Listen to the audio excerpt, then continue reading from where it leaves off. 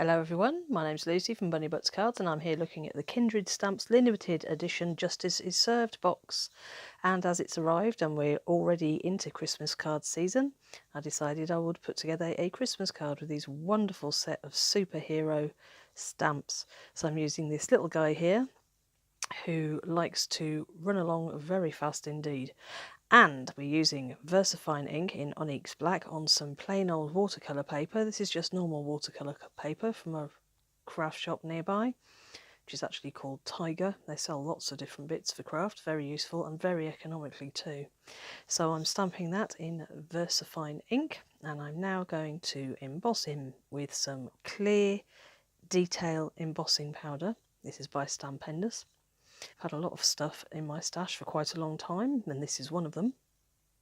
I'm going to heat this up, and this will enable it to be a lot easier to do colouring with my Zig Clean Colour pens on this watercolour cardstock. It just helps with the margins a little and helps keep inside the spaces.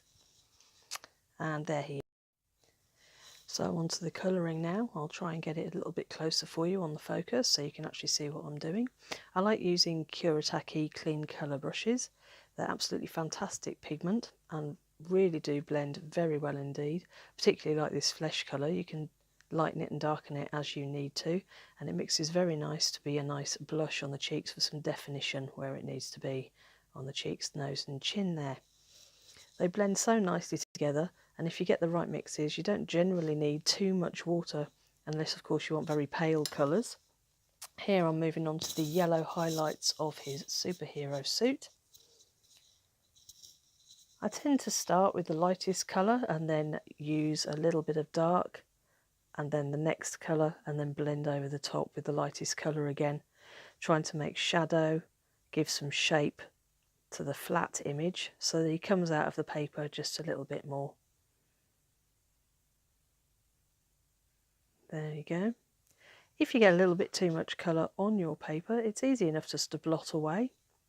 These are very useful pens because they do stay wet for quite a while, so you can always go back in with a little extra detail if you feel the need. I personally think I did that orange spot in the middle of his chest a little bit too orange and it should have been a little yellower, but it comes out okay in the end. And here's the red blends that I'm using. Wasn't too sure about this first red. I thought it was maybe a little bit too orange, but once you get the darker tones in there and mix them through, it works quite nicely. Tend to work with my shadow with the light coming from the right hand side of my image. I don't know why I always tend to work like that. I just seem to find it easier. You'll find your own way of doing it, I'm sure, and everybody's got their best ways of doing things. Speeding it up a little here. You don't need to watch me colour this whole image in real time.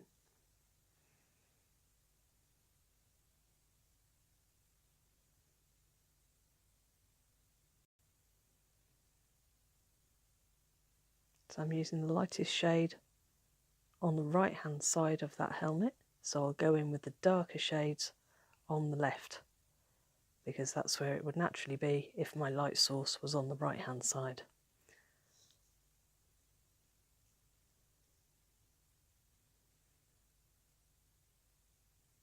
Despite the economic value of this watercolour paper, it does hold up quite well to quite a lot of ink being put on it. And there he is. Oh, no, just noticed I've missed that bit at the bottom of his helmet. And I've missed a tiny bit on his arm as well, I think. There you go. Now onto the main body of the card. This is a piece of the same watercolour cardstock. This is cut to 15 by 15, and I'm going to use this for my main front of the card. This is a tree stamp by Stampendous. It's an absolutely beautiful stamp. It's amazing detail. It's got such lovely movement in the tree. I've used it for a great many years now. I think it was released in 2001. I don't seem to have many of my wooden stamps left now. Most of mine tend to be clear stamps, but this works brilliantly and it's one I think I will always keep and I treasure it greatly. So I'm just stamping with Versamark ink here. This is for heat embossing. It's a sticky ink, and before I put it onto the card I'm just going to brush over my card with my anti-static bag there just to stop powder sticking where I don't want it to stick. And I'm going to be using a dark green and gold powder here, so it really would show up if it was in the wrong place. And as you see, I managed not to mask off parts of this stamp which I didn't want, so I'm going to have to remove some of that powder. Always use a great deal of even pressure on these stamps and try not to move them as you press down. And a clean lift away also helps. So here I go with my piece of scrap paper again. Any paper will do. I know people use coffee filters and such, but I used to use paper as a kid when I was throwing glitter around onto bits of card all over the place when I was a kid. So that's how I've always used it. And don't be afraid thinking you've only got to go in one direction with your embossing powder. If your piece of paper is big enough, you can chuck it around in all directions so that you can cover all of that glue up. And there it is, nicely done. And it's at this point I realised I didn't want the flourish at the bottom of the tree, so I need to take a paintbrush to it. I'm afraid I can't remember the name of that embossing powder. It's very old and it's not in its original pot anymore, but it's a sort of dark green matte embossing powder with flecks of gold in it. And here I am with the paintbrush, brushing away that flourish, which I didn't really want. And then I've got to remove all of that extra powder, but thankfully because I've used that bag, that should be quite easy. There it is, nice and clear and gone. So I'm just going to heat set that now with my trusty heat gun. It's a nice quiet one, which is always useful when your other half's at the other end of the living room to you, watching something on telly or playing a game or reading a book, and I can use my nice quiet heat gun, not disturb him as I used to do with the old one that used to sound like a Hoover. So there you go, nice and heat set. And now we're going to set this up so that we can do some inking in the background without affecting the image of that tree. So I've got some masking paper here that I've stamped on and then trimmed out around the edges.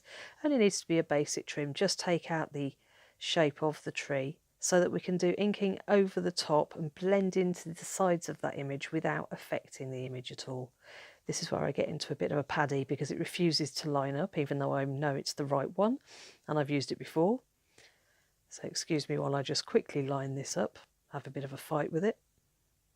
Sometimes these things can be tricky, sometimes they go straight on straight away. It's all down to the look of the drawer, I think. There we go. I've also cut myself another mask which I've used before, as you can see by the blue ink that's on this masking paper.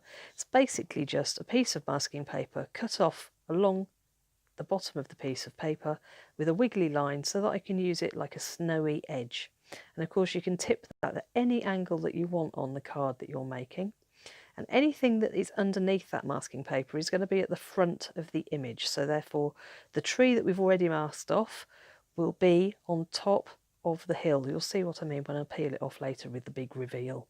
Right, here we are with the Distress Oxide inks in tumbled glass, blueprint sketch and black soot. And again, this is where this particularly cheap watercolour paper works very well indeed. It's very forgiving when it comes to blending these inks. These inks blend like butter, as a certain YouTuber likes to say quite a lot, because they really do. I'm not going to try and copy her accent because there's no need. They do blend like butter. They are beautifully smooth. They go on very easily. And if you just work from the edge and try to make sure that your mask stays flat as you go over the top of it. If you've got pointy edges like on this tree here, if you try and drag the ink across instead of into, you'll get a much better result and hopefully it won't lift up and your mask underneath will stay in place and you'll get a nice clean image. So that's my tumbled glass ink. Here's the blueprint sketch rather I should say. And I'm just going to work it across this panel until it's nice and saturated and until they blend nicely. We're going to do some flicking on here later. It doesn't need to be absolutely spot on. No sky is perfect in all of its colour layers, and it's your artwork so you can make it look however you want to look. I quite like it so that they are blocky colours but sort of gently blending in together. And there we go with the black soot right into the far depths of the sky. I've just noticed there's not enough ink there, so I'll go over. So here we are, this is where we're going to do our flicking so that we've got some starlight or snowfall in the background. I only use two colours here, one's a white watercolour paint, and this is where I utilise my little pipette here. I love it so much because it's easy to get water onto the palette that you're using. This here is an acrylic block, that I'm mixing my paint on, and you can do it drop by drop, and it's very unlikely you're going to overload your paint. In this particular case, I've managed to underload my paint, and I'll go away and add some more paper, and then you'll see some flicks appearing underneath. You could think of them as stars or snowflakes. You can blot them up. It's absolutely fine. If you're not happy with what you've got, change it. It's that simple. Nothing is wrong in this crafting world of making cards. And here I am with my perfect pearls. This is a highly pigmented, well, I'm not sure pigmented's the right word, but it's a powder which is beautifully pearlescent, and you mix it with a drop of water, which is what actually sets it. Once it's dry, it reacts with the water and sets beautifully. It's not going to come off your paper at all like some chalky powders would do. So you just mix it with a drop of water, again with a pipette there, and then flick all over the box that contains your card. As you can see, I've done a lot of flicking in that box before. And here we are, the big reveal. A few minutes later, time to take the masks off. And this is when you can see if your masks worked and if you get a nice crisp edge. So there you can see my snowy hill there. And I'm just going to peel off the tree. And yes, thankfully it has worked. I'm not too worried about the star at the top because I'm not going to be colouring that in separately. That's just going to be covered in glitter. So whilst it's not too clear there, it will show up much better later when it's got real glitter on it. So here I'm going to colour in my tree, and I'm going to use a watercolour but using distress inks. And here they are in peeled paint and pine needles, I think they are. My trusty dropper again, just a little bit. I want this to be quite loose. This is quite a whimsical tree, so I don't think it needs to be too finey arty. It's not my style anyway.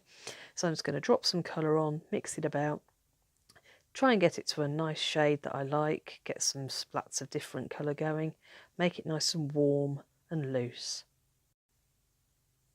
And of course, once those colours have dried on that piece of laminated card, you can use them again just by dropping some more water on, and they'll reactivate and you can use them again. And that was the trunk just being coloured in there. Now that that's done, I can get on with colouring out our superhero. It's much easier if you use extremely sharp scissors. Oh, there go the glasses. Look, I'm too old now. I need to have some near sight glasses, I think. I can't handle the stuff that's close up anymore with my glasses on. Must be getting very old. So I've discovered it's much easier if you, when fussy cutting out like this, if your scissors are exceedingly sharp, like my bee sting scissors are here, and if you move the card more than you move the scissors, you get a lot more wiggle like that going around his hand just there. It's much easier to control your cut. Once you can, try and remove the bigger pieces to make it easier to get those details in. That's me using a piece of card to block my thumb there because he's still a little bit wet. He hasn't quite dried, so I don't want to ruin the colouring that I've done. So I'm just using a piece of card to look after that. Nearly there. And once he's done, I can then do a couple of finishing touches to him and set him aside to dry.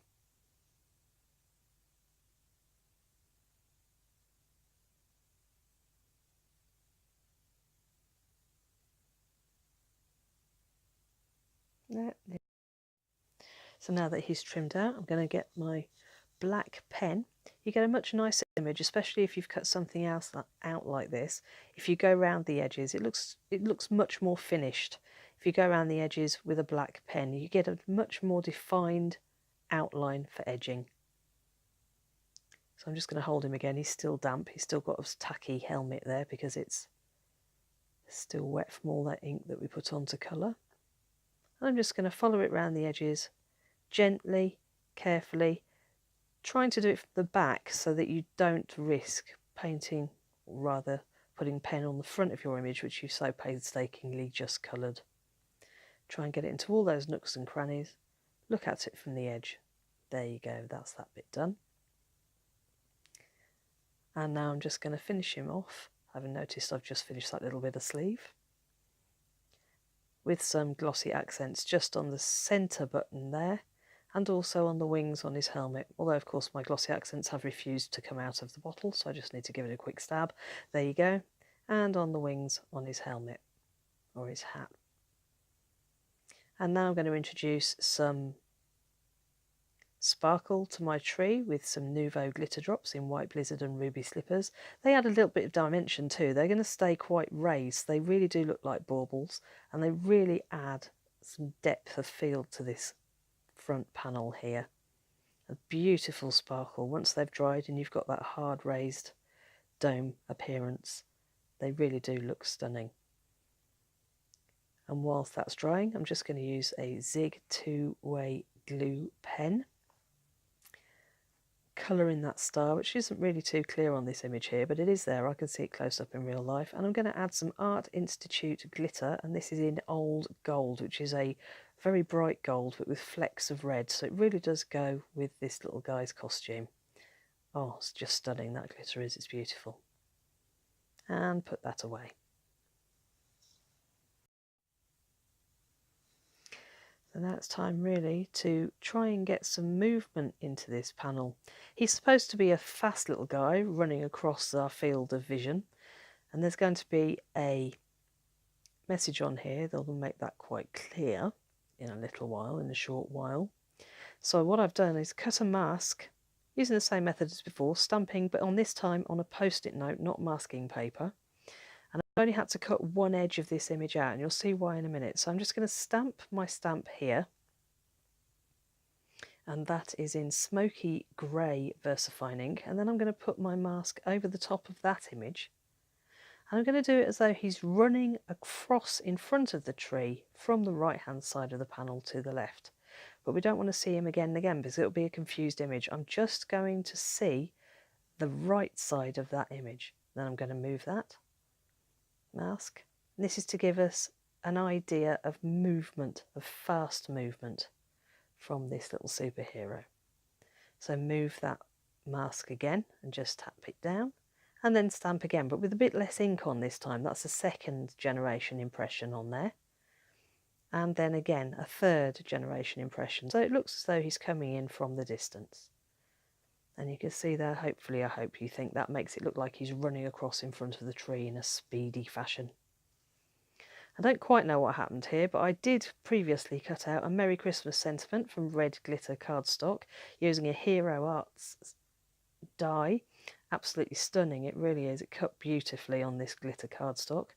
I did have that on video, but it's gone missing somewhere in the mix. But trust me, it has been die cut.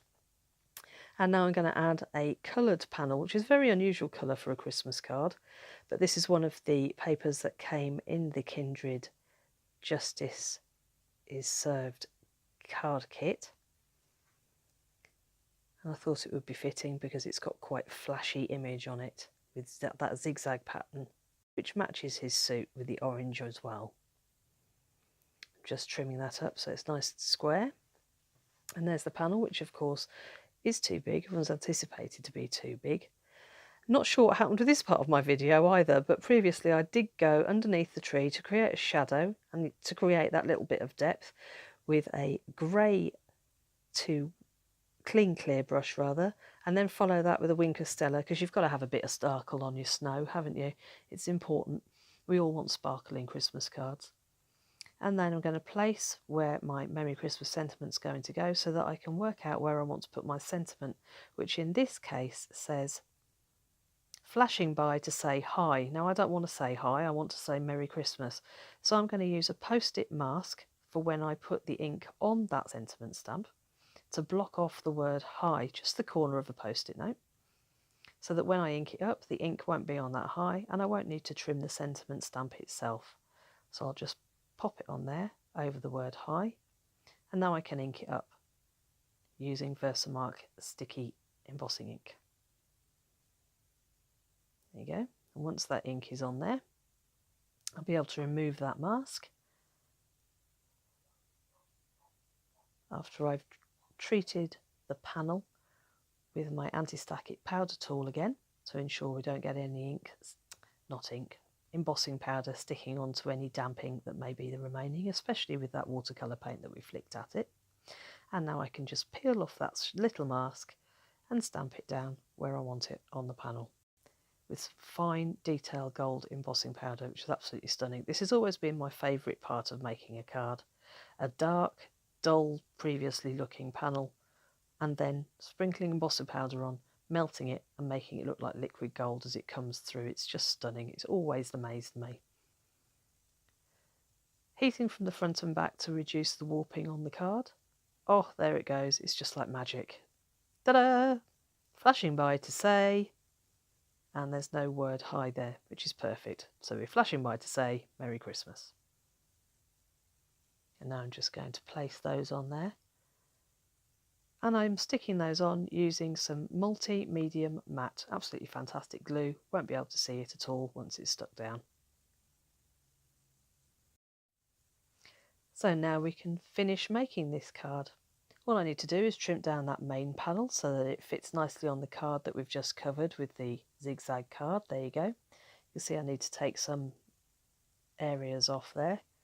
And it takes a little bit of fiddling because I always do this. I always decide where I want to cut it and then can't work out which end I want to cut off more than whichever end and whether it'll fit. I should probably sort these bits out before I start making a card, but I do like to faff sometimes. Can't be organised in everything. And I do run a family. Sometimes it's nice to have a bit of a faff on the artistic side of life, isn't it, eh? There you go, all double-sided tape so that I can stick that panel down, which is all nice and dry now. And again, I'm just going to go around the edge with a black pen just to give it that final finish. I think it makes such a difference. It really does. You might not think you can see it, but it really does shine or show that as a more finished card if you edge it. It doesn't have to be edged in black, you could edge it in red if you wanted to. It's just that my black pen was handy. And now I'm going to add some 3D foam to my little guy. This is the best 3D foam tape I've ever found. It's certainly the most economical. It's actually from a local store. It's not sold as a craft item. It's sold as something to hang posters on your wall with.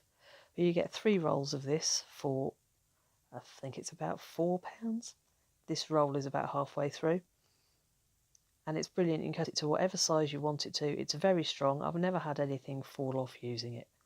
So here I am just putting tape on the back, and every now and then I'll turn it over to make sure that you can't see that tape from the front. And if you do, you just need to move it or give it a little trim. He's got some quite fiddly areas on this cutout image.